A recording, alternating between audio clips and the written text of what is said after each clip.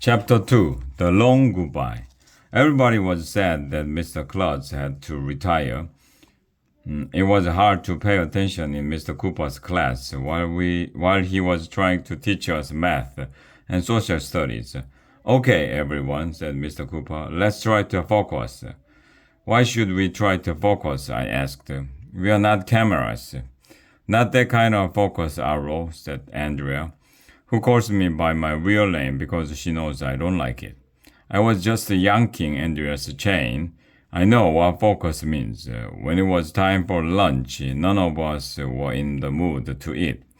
We went out to play on the monkey bars during recess, but all anybody could talk about was Mr. Klutz. I can't believe he has to retire, Ryan said with tears in his eyes. Mr. Klutz is the only principal we've ever had. And he's not even that old, said Alexia. Bald men doesn't look as old as they are, said Neil, because they can't lose any more hair. I heard that when some people get old, I said, they get put on ice floes and floated off into the sunset. That's not a thing, Arlo, Andrea said, rolling her eyes. It is too a thing, I told her. No way, that's a thing, said Andrea. It's a thing, I insisted. We went back and forth like that for a while. Oh, AJ and Andrea are arguing about what a thing is, said Ryan. They must be in love. When are you gonna get married? Asked Michael. If those guys weren't my best friends, I would hate them. Andrea and I kept arguing over whether or not it was a thing to put all the people on ice floes. Then I remembered that we were talking about Mr. Klutz. He was a great principal. One time, I said, I got sent to the principal's office because I was bad. I thought Mr. Klutz was going to punish me, but instead he gave me a candy bar. Remember the time he climbed up to the top of the flagpole and got stuck there? Asked Ryan. Remember the time he let us dye his head like an Easter egg? Asked Alexia. Remember the time he married a turkey? Asked Michael. Ah, those were the good old days. Mr. Klutz was nuts, but he was a good principal. I bet we are going to get some boring, normal principal, said Neil. Maybe Mr. Jeffy will be our new principal, said Emily. Yes, agreed Andrea. When the president leaves office in the middle of the term, the vice president becomes president. So Mrs. Jeffy should be the new principal. Mrs. Jeffy is no fun at all, groaned Michael. That's when the weirdest thing in the history of the world happened. A marching band marched out of the school. They formed a line on the playground and started to play some song called Hail to the Chief, asterisk. That was weird. It wasn't even raining. When did that marching band come from? Asked Ryan.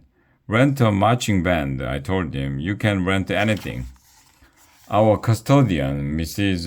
Laja, rolled a long red carpet out onto the playground. Mrs. Klutz came out of the school and walked on the red carpet. Some soldiers came out and gave a 21-gun salute. 5 jet planes flew in formation overhead. I didn't realize that changing principals was such a big deal. Suddenly, there was a weird sound in the distance. I couldn't tell what it was at first. Look, up in the sky, shouted Andrea. It's a bird. No, it's a plane, shouted Ryan. Actually, it was a helicopter. It was blue and it hovered over our heads and landed on the blacktop. Mr. Laja set up a microphone for Mr. Klutz. We gave him a round of applause. Thank you, students, he said. It has been my honor, blah, blah, blah. All these years at elementary school, blah, blah, blah. Fine young people, blah, blah, blah. Carry on, blah, blah, blah. Youth of America, blah, blah, blah, blah. Future lies in your hands, blah, blah, blah. He said some more stuff, but I was looking at the helicopter. Helicopters are cool. Mr. Klutz climbed into the helicopter as we all waved goodbye. There was a lot of sniveling and sobbing and slobbering. Some of the teachers blew their noses into tissues. Well, not exactly. They just blew their snot into the tissues. It would be weird to blow your nose into a tissue. How would you get your nose back on your face? The helicopter flew away. Mr. Klutz waved goodbye through the little window. It was the end of an era at elementary school. Well, I guess he's gone forever, said Alexia. Wait a minute, said Ryan. Doesn't Mr. Klutz live right down the street? Why is he taking a helicopter? He could walk home. It's more dramatic this way, said Andrea. I wonder if Mr. Klutz takes a helicopter to the supermarket to do his grocery shopping, I said. How did he get a helicopter anyway? Asked Neil. From a rent-a-helicopter, I told him. You can rent anything.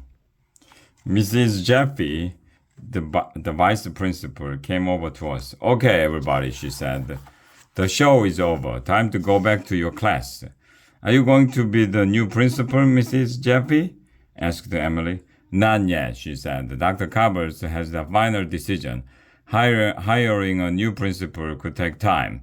He will probably place an ad in the newspaper and interview a bunch of people for the job.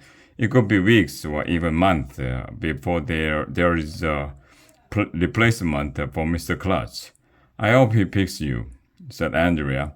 You would make a great principal. I agree, said Emily. Of course. What a pair of brown-nosers those two are. Mrs. Jeffy wasn't even the principal yet, and they were already sucking up to her. It has always been my dream to be a principal, said Mrs. Jeffy. That's when the weirdest thing in the history of the world happened.